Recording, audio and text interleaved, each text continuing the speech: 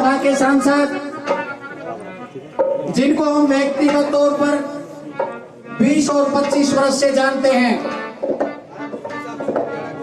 पूरी भगवान की दया से और भी बढ़ता जा रहा है।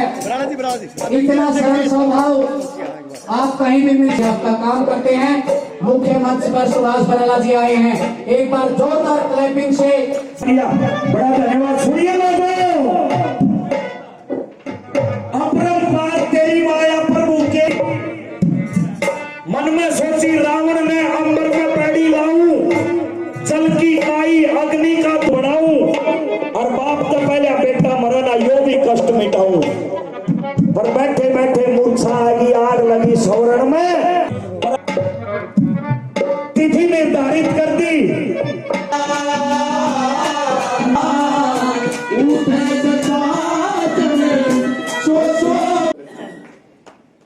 कि पहले कितना पैसा पहले की सरकारें गौ सेवा और संरक्षण के ऊपर लगाती थी। केवल 5.5 लाख की बात की थी, आज 500 करोड़ तक की बात की जा रही है। एक साल में एक गौ के ऊपर लगभग 7,000 रुपए खर्च ये हमारी सरकार कर रही है।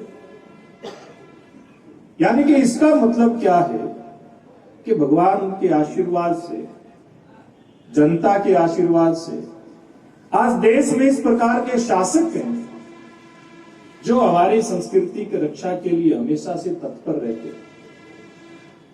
इस प्रकार के कुंभ के मेले तो पहले भी लगते थे, हम सुनते थे कि किस प्रकार की यह व्यवस्थाएं होती थी। 40-40 किलोमीटर दूर श्रद्धालुओं को रोक दिया जाता था, वहां से पैदल आकर के किस प्रकार से त्रिवेणी के अंदर स्नान करते थे, हम लोगों के सामने है। और आज वही व्यवस्था है कि वहां पर दुनिया का सबसे सर्वश्रेष्ठ अगर कोई टेंट सिटी बसा है तो इस बार के महाकुंभ के अंदर बसा है। सारी की सारी सुविधाएं जिस प्रकार की आम श्रद्धालु को, आम नागरिक को अपने घर के अंदर चाहिए, संत महात्माओं को जिस प्रकार की सुविधाएं चाहिए, वो हर सुविधा वहां के मुख्यमंत्री योगी आदित्यनाथ जी, जो इस सनातन संस्कृति के सबसे बड़े पुरोधा हैं, और देश के प्रधानमंत्री नरेंद्र मोदी जी के नेतृत्व में सारी सुख सुविधाएं वहां संत जनों से लेकर के आम श्रद्धालु तक उपलब्ध करवाई जा रही है। जैसे श्रवण गर्ग जी ने बताया, अभी 35 लाख रुपए गौ सेवा आयोग की तरफ से इस नंदीशाला के अंदर आने वाले हैं।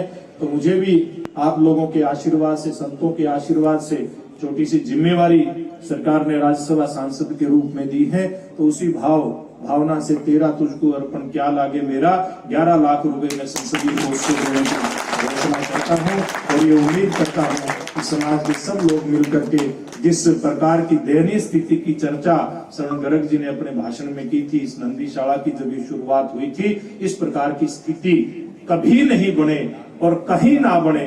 किसी भी गौ माता को इस प्रकार की स्थिति का सामना ना करना पड़े, इसके लिए हम सब लोग यहाँ से संकल्प लेकर के जाएंगे। देखिए, मुझे इस बात की जानकारी नहीं है कि कहीं शिफ्ट करने की कोई योजना है क्या, लेकिन गौ माता को किसी भी प्रकार की दिक्कत ना हो, इस प्रकार के प्रयास हमारे नायब सिंह जी के नेतृत्व की सरकार के हैं।